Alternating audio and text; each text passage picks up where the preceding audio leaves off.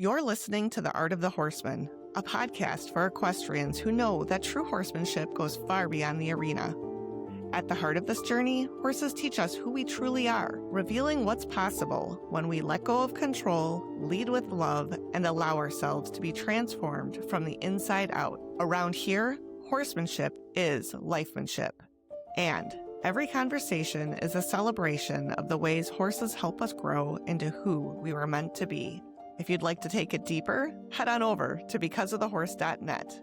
Grab a ticket to our free online horse fair, or check out our other learning paths and resources. Today, we're welcoming Andrea Wady, and Andrea has done lots of different things, but her most unique, I think, experience that I'd love to hear more about is you walked across country with a rescue horse, and I know that this changed your journey forever.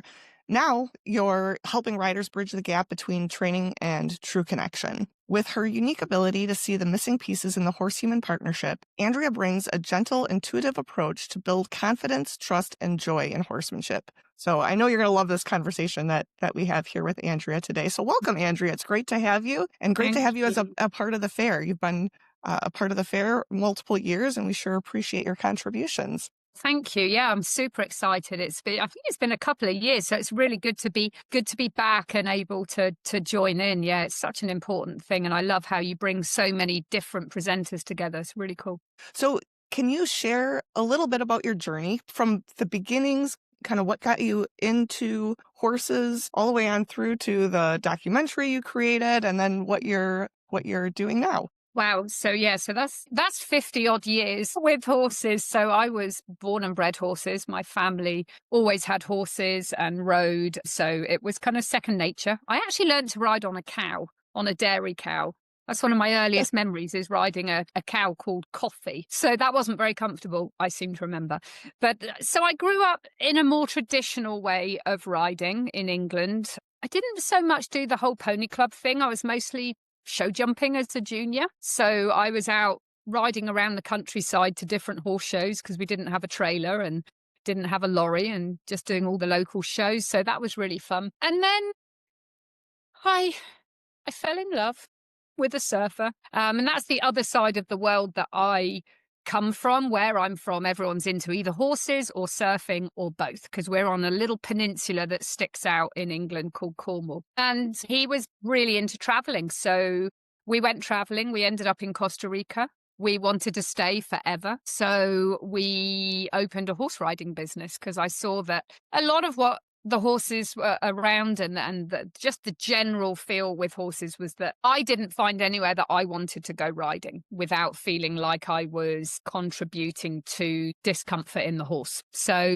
I thought, right, I'm going to open something where people can come and learn to connect with horses and go for a ride, but not just bouncing around on the back of a horse. You know, learning more about the connection and about why horses are so special. And that was a really big part of the change of direction in my journey. And we had a lot of really amazing instructors come down to Costa Rica, and people would come for a week's riding vacation and learn from the best in the world. And it changed how I felt about horses, what I knew about horses. It dismantled everything. And I started again. And one of the instructors that came down was Elsa Sinclair, who is now a very dear friend. And I told her about this idea I had of rescuing two horses. And well, it was only going to be one, because I was going to do it by myself, and walking from the Pacific to the Caribbean coast of Costa Rica at liberty as much as I could, learning about the horses along the way. And Elsa said,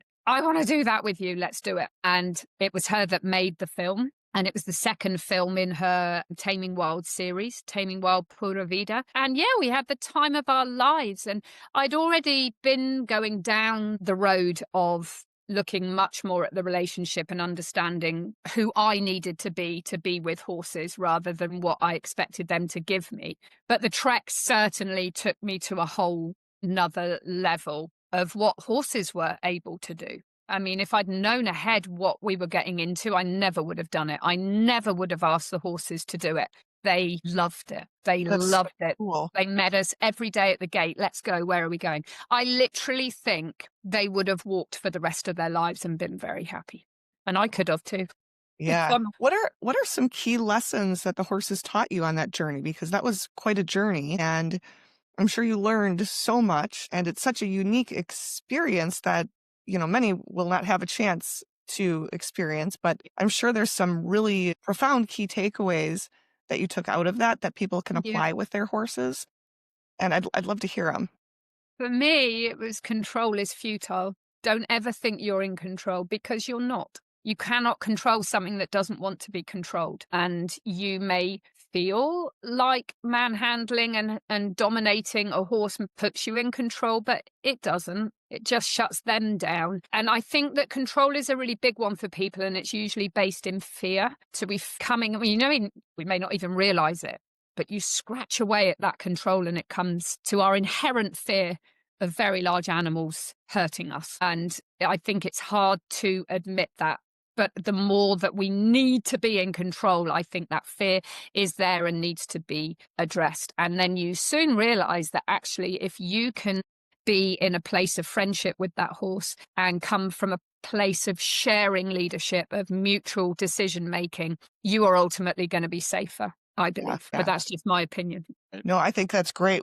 We talk to people all the time about that. Really, it's a constant conversation with your horse that you're in, which means it's a two-way dialogue. A conversation goes both ways, and you have to structure the conversation in a way that allows the horse to be an active participant in the entire process. So not just the conversation, but the process and where it goes. So good leadership doesn't mean you're always leading. Sometimes you've got to follow and learn about who you'd like to lead so that then you can be the leader that they actually need. And I'm sure you took two horses, you said. What were the differences? Because they're all individuals, and so are we. What were the differences that you noticed with the horses? And I mean, it sounds like you were part of their herd, really. I mean, you guys were all herd. Yeah, I mean, I'm going to be honest. I don't believe we're ever a part of their herd. I really don't. I feel like we're coming into their world as a guest, and how we present ourselves is how much they decide that they let us in. For the most part, horses will always choose horses, and they should. That's the thing, is they should.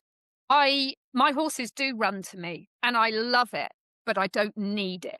I don't need it. And I think when they don't, it's wonderful, because it means everything they need, they have right now, right where they are. And they should have. It's our duty to give them friends, forage, freedom as much as we can, so they don't need us as much. But what I learned in the trek is that each of the horses had something different to teach us. And that was phenomenal. And it seemed like between myself, Elsa, and Liana, who was leading Mishka, the pack horse, we all had the horse we needed that time. It's like Zeus, all he wanted to eat.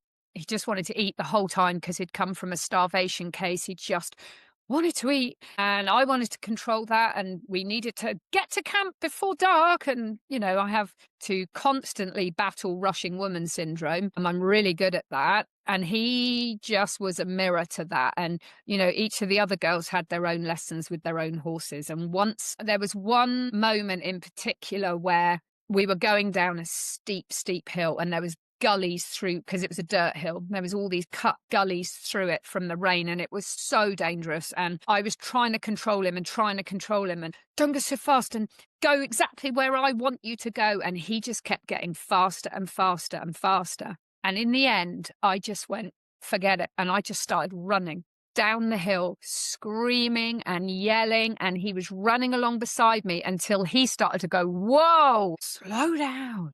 It was absolutely awesome, because it just broke all of the control. And after that point, we had a real turning point, because he was just like, stop trying to micromanage everything that I'm doing. I know where I'm putting my feet. It's you that's struggling, not me. Exactly. So And I that was just going to ask, tell us about some sketchy situations. So that was one. Tell there us was about so many. other sketchy, sort of scary situations. One where you the most maybe elevated emotionally? In the Tell us about that. indigenous zone. We had to go through, we didn't have to, we chose to go through the indigenous zone. And there really wasn't much of a path. I remember our amazing guide, who honestly would still be out there if it wasn't for Orlando, but he said to me, we will be fine as long as it doesn't rain. And of course, overnight we heard the rain and it was like, okay, great. And we had to hike. We crossed this suspension bridge from civilization. That's where we said goodbye to the camera crew and everybody. Well, no, the camera guy came with us, but my husband and everyone, the support team, we had to say goodbye to them, and we weren't going to see them for at least 2 days because they couldn't follow in the truck. And it was a 9-hour hike to this little remote village, and then a 10 or 12-hour hike back out again. And that was brutal. And we were in literally thigh deep mud. And I can remember thinking, what have we done? This is potentially gonna hurt one of us or the horses. This is really bad. But by then, turning back was equally as sketchy. So we were in and learning to let go and let those horses do what they were born to do was so incredible. And I think by the time we got out the other side, between the three of us girls, we had fallen way over 50 times, like fallen hard. Horses, not one. They did not have a scratch on them. They climbed the steepest stuff where we ended up just letting go, and they went up and waited for us at the top. And it was like, this is incredible what these horses can do when we get out the way. Goes have controlled horses to the point where their learning capabilities have shrunk to nothing. They learn by the drills that people put them through, but it's like these horses are the most incredible problem solvers. Their cognitive functioning is beyond what we know it to be in the domesticated world. And watching them do their thing, they were amazing. And the next day, right there, ready to go. They loved it. That's so cool. And, you're right. I look at that too, as like control is like a defense mechanism for people's fear. And you said that, but we deal with that all the time. And it's like, there's an aspect of directing to a point, but then letting go.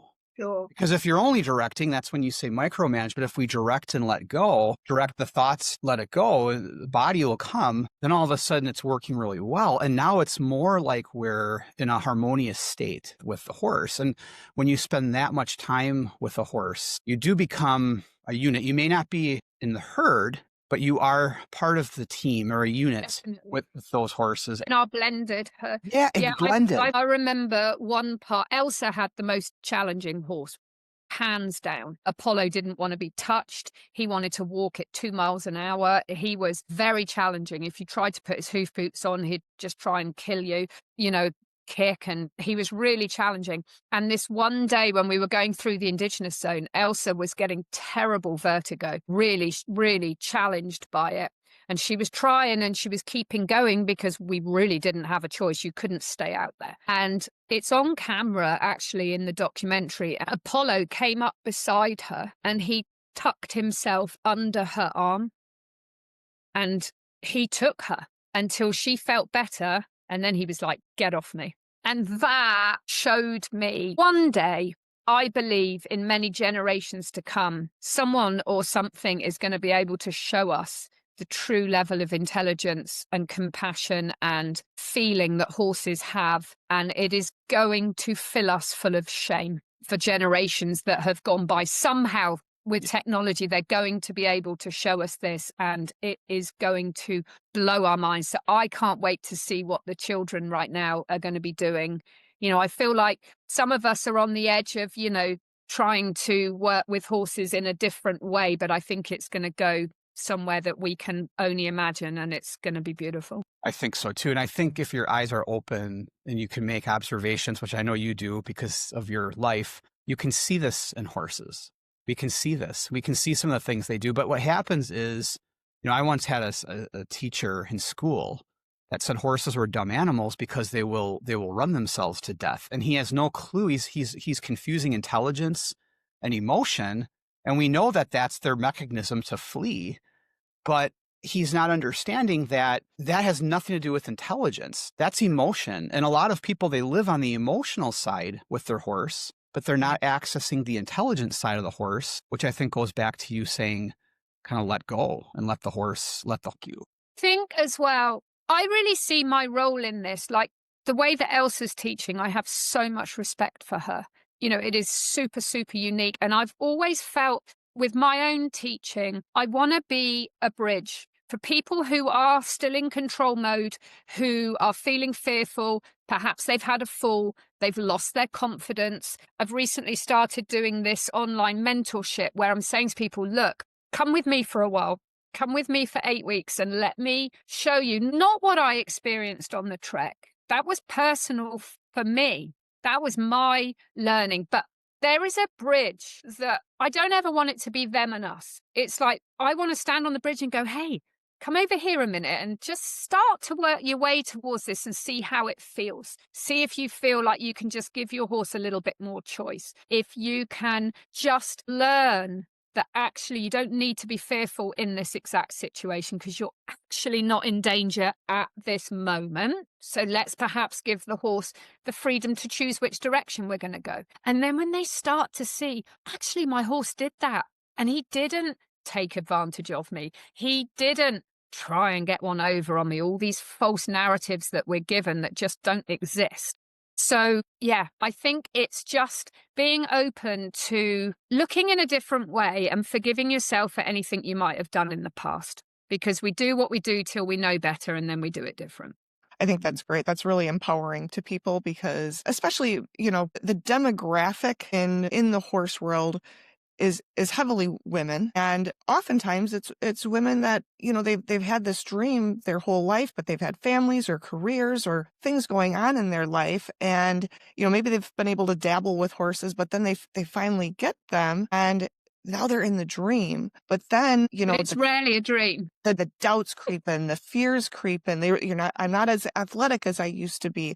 I used to be able to do this on horses, when I was younger, and I had this 10-year lapse, and now I'm back and things are not what I thought. And so that's okay. So why are you really with your horse? Well, you're with your horse and having a horse for the joy and the feel and the experience, and there's so much richness in that relationship that does not necessarily even mean we have to ride or do specific groundwork exercises. Sometimes it's just a being. And through that being, it actually, like you were talking about earlier, it opens us up to the true intelligence of the horse, which is not just the brain, but it's they're in the field. They're in like the energy field, they are bringing so much through that if we can just be in their presence and see what's coming through, it's pretty cool. And I know you do some of this with one of your presentations in the fair is about this, recognizing what is my horse interested in and letting them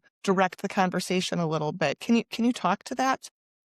Yeah, well, I'm presenting about being interested in what your horse likes. I've said to students before, what does your horse like? They're like, food. Well, what else? Like, there's got to be more. So I talk a lot about observation. Where does your horse like to be?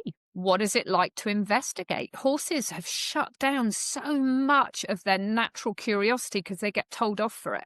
People, just last week, I had a student go, my horse I've got a new rope and it just keeps putting it in its mouth. I'm like, yes. How else is it going to know what texture it is and how bitey it is or stretchy or what it feels like? They don't have these. So it's harmonizing with your horse while they are exploring the world around them and joining in. Whatever they touch, go and touch it. It's super cool. I remember a student years ago, and she was such a cool woman. I think she was in her 80s, and she had this Arabian horse. And where she had the horses, they weren't allowed to go out in company, which was a bit sad. But the horse was just standing there. And I was like, what is your horse like? She was like, I have no idea. I've never been out in the pen with the horse. It's always someone else bringing it in. I'm like, well, let's go. Let's see. And she had a lead rope in her hand and the horse got it in its mouth and was spinning it around and around in circles and tossing it and going and getting it. I'm like, your horse wants to play. Like, let's join in. And when we joined in, she ended up in tears. She said, I've wasted so many years. I had no idea that I could do this with my horse. And I'm like, yeah, but it's never too late. You're now bringing a new enrichment to your horse. Their environmental enrichment is so important. And if you can just take 10 minutes a day to be in their world and see what they like, even if it is just eating grass, well, great. Hang out with them. Feels great. Feels great to just relinquish control. And some horses, when you're in their world long enough, eventually some horses, then they start doing human-like things, which not all horses. But again, it goes back to that intelligence. But you first have to sort of mesh together and see it through their eyes first. I think they have to trust that you're not there to take something from them. Because let's face it, most humans, when they walk into the horse's world, they want something, even if it's just come in and get groomed. We decide when they come in, how they come in, who they come in with, where they stand, where they're tied up, how we brush them, what they're fed. Everything is so controlled. And then the only time they're really themselves is when they're in their herd, if they're lucky, and we're not even around. So they never get to see us, rarely, just going, hey, what do you want to do? Right. Let me ask nothing.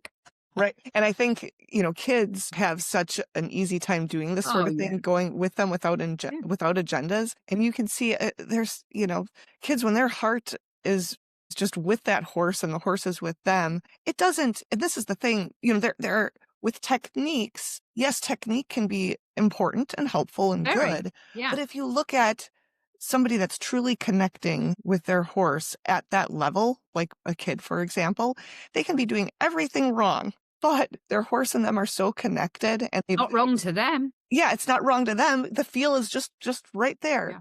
And so as an observer, you'd be going, gosh, what are they doing? But the horse and them are getting along just fine because of that connection. What I'm seeing a lot of now, though, I'm going to be honest, is people are getting lost. And this is what I'm focusing on now with the mentorships that I'm doing, is like I want to work with people one-on-one. Because what I'm seeing is you've got students, I've taught thousands of students, and I've really noticed this across the board, especially like my focus is people over 50. And I'm seeing students in one of two camps. So they're focusing on the relationship. Fantastic. They want everything to be right for their horse. They want the horse to be happy. They want the horse to love them, which is always a difficult one. But they're getting a little paralyzed because they're going, well, now I don't want to ask my horse to do anything now because I'm scared I'm going to ask wrong.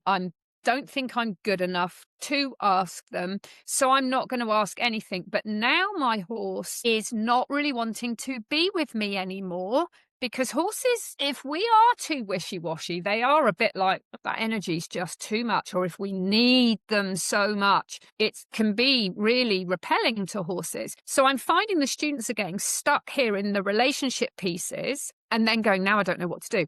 And then it swings to the other side where maybe they need to do something. They're getting very emotional, perhaps a little bit scared. It's coming out of being overly dominant. They're asking their horse to do something. The horse is going, whoa, what was that? Now they feel terrible. They've lost their confidence further and they've swung back here. So through my Pure Liberty work, I teach the friendship and the relationship.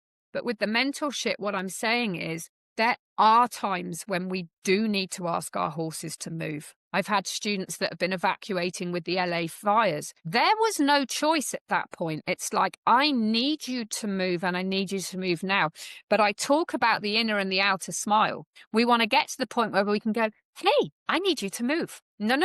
I need you to move now. Awesome. Thank you. Now, what would you like to do? So it's finding that middle road of still being able to have a conversation, influence the movement of your horse on the ground or even in the saddle. In the saddle is not my speciality. I tend to work with people on the ground. And what we're seeing is when they are then in the horse's world and there is complete freedom of choice, the horse wants to be with them so much more than when they were feeling stuck and unsure how to ask their horse to give them something that they needed, because people get a little bit lost in the fact that actually this is a two-way street and that we also get to have a say and deserve to be listened to. And that's what I was really seeing in the last few years of people diving into the relationship side, which I was thrilled about, but they were getting stuck there. And the answer is somewhere in the middle.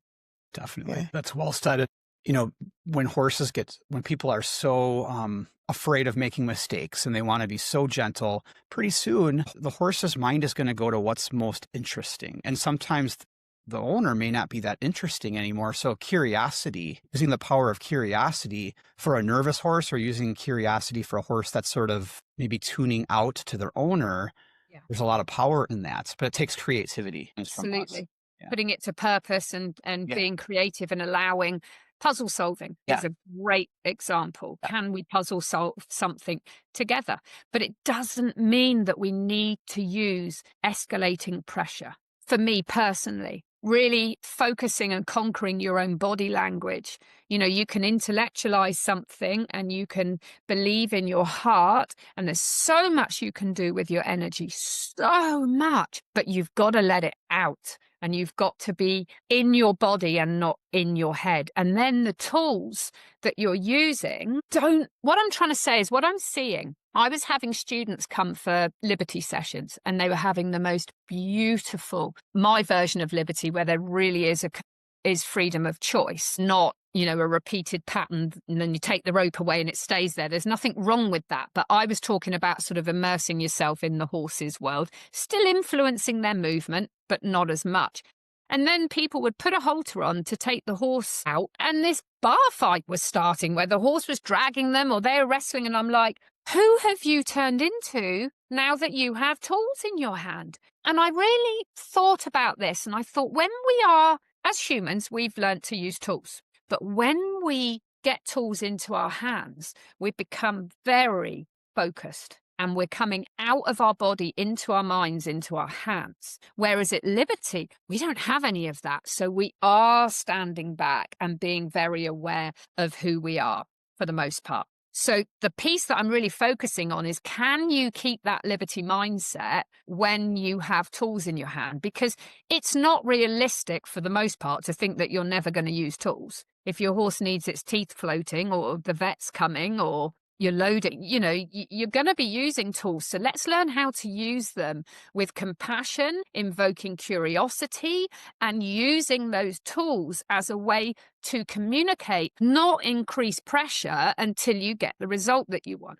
Because that doesn't make me feel comfortable, and it sure as heck doesn't make the horse feel comfortable. So that's where I'm at the moment with it, and I'm loving it. That's cool. I like that, because when we're learning that, or applying the fact that it's not increased pressure, now we have to come back to, how am I explaining what I would like my horse to do? And how is their answer or questions back to us, because maybe they're uncertain? How does that cause me to have to change how I'm explaining things?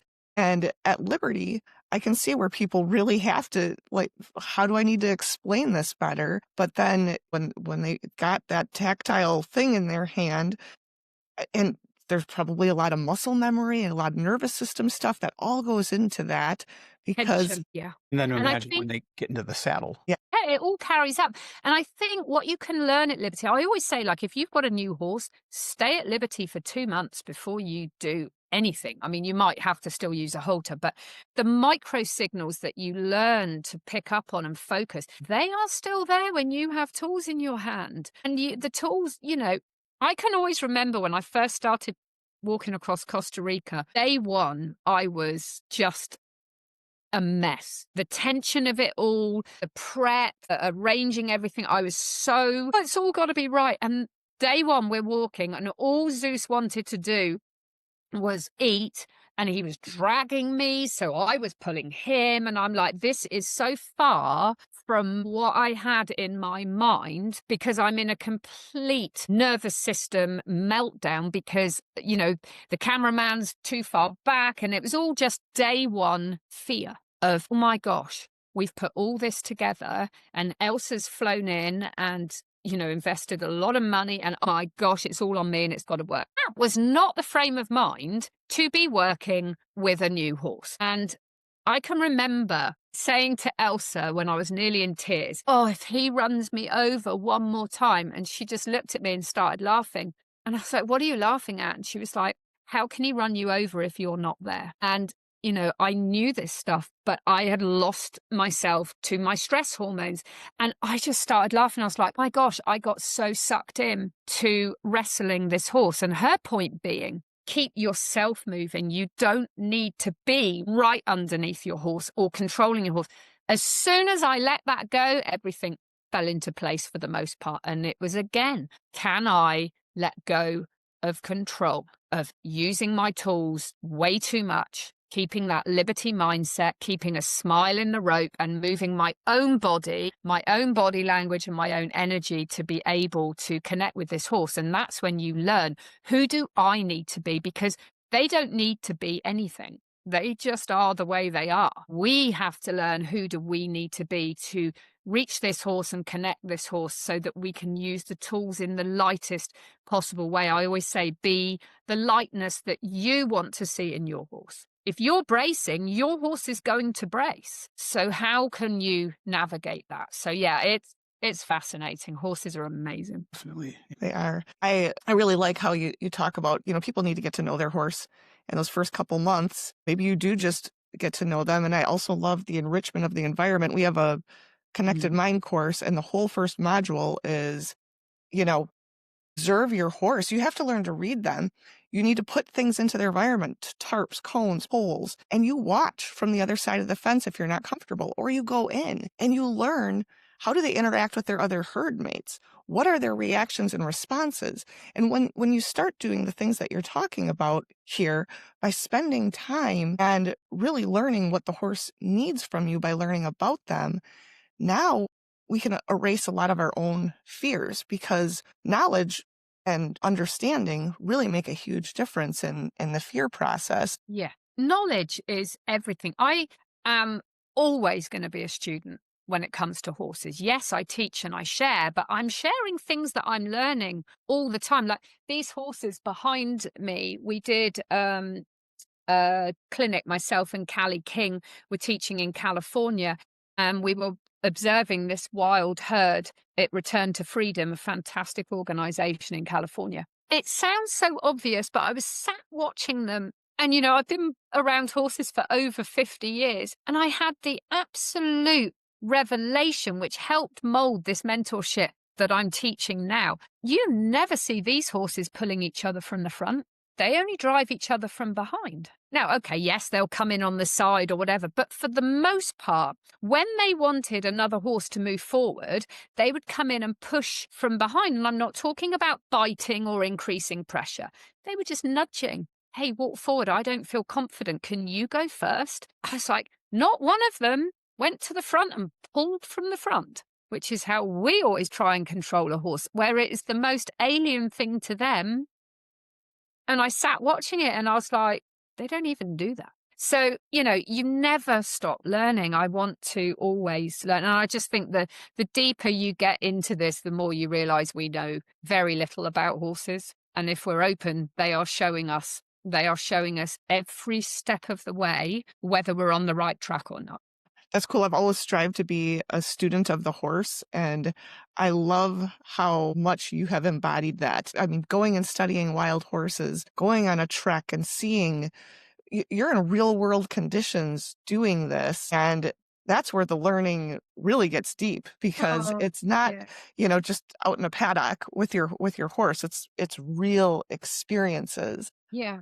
And I think it is hard. I've had a lot of students go, yeah, well, I can't go and sit with wild horses and I can't take my horse across a country. Like, I get that. But there are things you can do. You can go on adventures around your own property. You can set all sorts of puzzles to solve with your horse.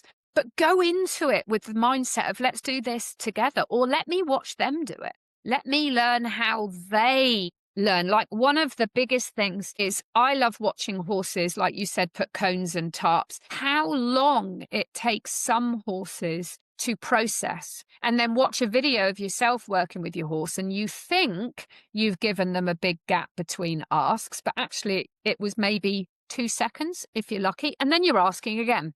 And then they do something and you go, very good, and you go again. And it's like, in nature, they would have perhaps taken 5, 6, 10 minutes between tries. We struggle with that. And the other thing that I was really observing in these is how long they rest and how sleep deprived and exhausted a lot of our horses are. And that impacts their learning so much more than we can imagine, because these guys would be investigating, looking, a little bit of problem solving, eat and sleep, and they were on cycles. And the horses, many horses, when I'll go into barns, I'm like, these horses are so tired because the noise level, the human activity, the constant movement, the training and the riding, they are tired, and that impacts their brain. So when I work with a horse, like in the mentorship I'm doing now, I say to people, work with them for 10 minutes, done, 10 minutes, and then leave them alone. Doesn't mean you can't go later and go for a hike or take them for a fitness trail ride or something, but don't keep challenging their learning for hours on end because they're exhausted, and then they make mistakes, and then they get disciplined in a lot of situations. And another one is like repetition. So let's say you're asking your horse to back up and your horse backs up and you're like, great, do it again. So they back up and you go, that's great, do it again. And the horse is going, I must have got the wrong answer. I must have got the wrong answer. So I'll try something else. And then you go, don't be so naughty. You must have known it. We've done it twice. It's like, yes, but you've told them by asking again that what they gave you the first time was wrong. So they're just guessing, and then they try something else. I think it was Dr. Stephen Peters, brilliant brain specialist who's studying horses now. And I did a clinic with him and we got to hold brains and look at the brains, and it's incredible. And he did an exercise where he said, okay, say the letter A. So we were like, A, say the letter A. A. He went, yeah, see how frustrated you are? I'm sure it was Dr. Stephen Peters. Anyway, and we were so frustrated because we're like, what are we doing wrong? And he's like, nothing. I just asked you to do it too many times. And it was like, yeah. So once or twice and be done. Yeah, move on to something else. Or move on to nothing. Or move on to nothing. Or move on to nothing. Just settle together. Right. In a short session is powerful because they get it really good. You put them away. When you get them the next time, they remember that a lot more than some long session with all kinds of emotion. Absolutely. So you're spot on. Yeah. Well said. Well, yeah. It's, I didn't invent all this, but I've learned from some amazing people. But yeah, it's just learn. I would love one day to see the way people have riding lessons and things like that to change completely. Because you know what? We can't retain information like that either. Do 5 minutes, stop and chat for 5 minutes, do another 5 minutes. In the Wise Riders, I teach a group club called the Wise Riders Club. It's so fun. Everyone's over a certain age. And I call it the 1% rule. Just do a little bit, bank the good feeling, try again tomorrow, because that helps your confidence too. And you have a presentation in the fair about Wise Riders. Can you tell us a little bit about? Yeah, well, I was just really seeing like older people. Yes, predominantly women, but we have men too. But the older generation were really getting a raw deal in the horse industry at large. If they aren't galloping around doing extreme stuff, they're kind of just written off. And it's like, no, you know how much guts it takes to still ride at 80. It's amazing. These people are amazing, and there's so much we can learn from each other. So we brought them together as a community, and we talk about this 1% rule. The WISE is an acronym too, which you'll learn about in the presentation, but just the 1% rule, people that had massively lost their confidence through accidents. They happen. People have had some bad accidents, or not even bad, but our brains, as we get older, they are trying to keep us safe. So we tell ourselves all these stories, and it can be subconscious, and we feel our stress hormones, and the amygdala is trying to keep us safe. So I'm like, when you come back to riding, break it down. Can you even tack up without feeling sick? Great. Take the saddle off. Be done for the day. Bank the good feeling. No one has a gun to your head. Don't listen to what everybody else is telling you. Break it down. If your goal is, I want to get back on my horse and trot a circle, great. Break it down into a month of, can I put the saddle on? Great, done that. Can I stand on the mounting block and just be there? Great, call it quits. Can I put my leg over and sit down and breathe? Great, get off. David Lichman, one of my long-term mentors, amazing man, him and Dr. Jennifer Zeligs, they've always said there is nothing that can't be fixed by approximations. And that's in terms of horse training. But it works for us too. It works for us too, to instead of like busting out of your comfort zone, just pushing it out a little bit each time and bank that good feeling, because then no one can take that away. It's done. You've got it. You've banked it, and you just build on it slowly. Because what happens is people go, right, today's the day. And they get on and they're halfway around the trail ride and they suddenly realize they are so over threshold. Again, it happens with horses. They've just been pushed so over threshold, they become frightened, they become tight, and they realize their worst nightmare. What you're talking about It's is ruined. you're helping these individuals neurochemically condition their body and mind to feeling okay and safe in those conditions. And then you're just adding a little, little more each time. And now we don't end up in the state like you were talking about when you were doing the documentary, where you're just fried and you Right. can't even think in that situation of things you already knew, because your nervous system, the chemicals in your body, your emotions, all of that is governing what's happening. And if we can do what you're doing and condition ourselves, then we can tackle these bigger tasks and they don't seem like huge mountains. And it's the same thing for the horse. It's the same thing. Yes, it's exactly the same. Because it is meant to be fun. Forget that. They're like white knuckling their way through. It's like, no, this is supposed to be fun. This is something that most people are doing to escape the stress of real life and have fun. And it costs money. It's an investment. And it's like, if you're not having fun, we need to look at that. Like, what can we change where you can get back to finding the joy in spending time with your horse? And, a large part of that is letting go of control, breaking things down, learning more about your horse in their world, and then approaching things using the 1% rule and slowly build it all back up again. How do you help riders that, because I think there's a lot of equestrians that are in this situation where and I know we have to wrap up the interview here because we're getting a little late, but they're, let's say, in a stable. So they come and they want to, they want to do exactly what you're saying, but there's this external pressure and feel of judgment, and we can say, well, that's our own ego getting in the way, which is, but how do you help riders work through that piece? Because I think that's a very difficult one for people. It is really, really hard. And I think the best thing to do is have an open and honest conversation with whoever's in charge. So you have an open and honest conversation. You say, hey, listen, this is something that I really want to focus on. Is there a way that I could spend half an hour before my lesson or before I work with my lease horse or come and work with my own horse?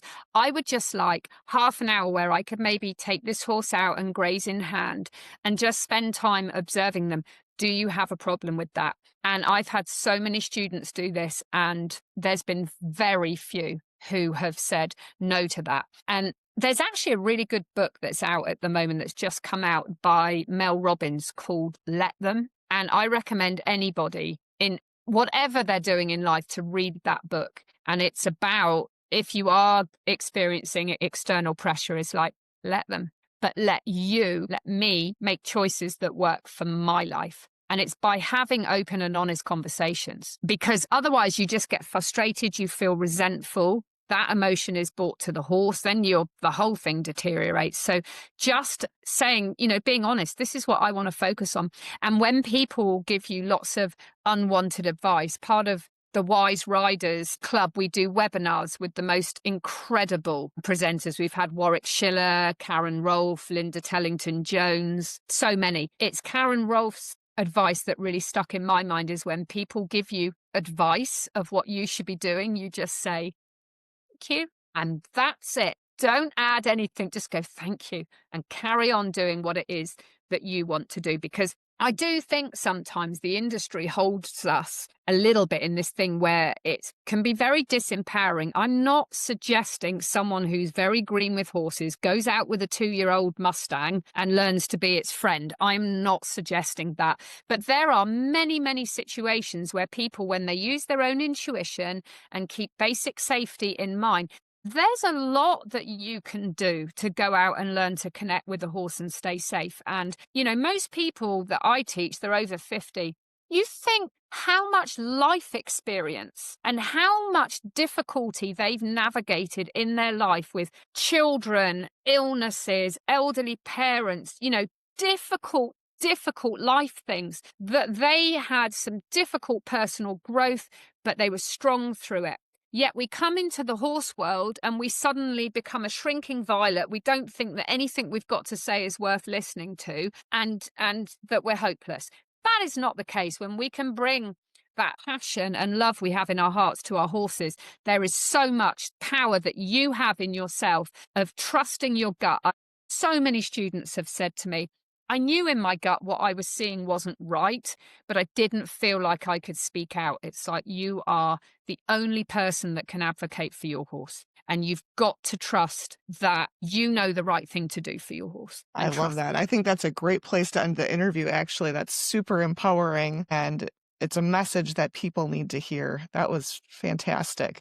Where can people find out more information about you, Andrea? So they could go to my website, andreawady.com, or you can go to horseclass.com, where we have the hub for wise riders, and you can reach out to me either through my own website or through Horse Class. What I'm offering at the moment is people can get on a free half-an-hour call with me via the Calendly link, which I can give you guys to put in the show notes.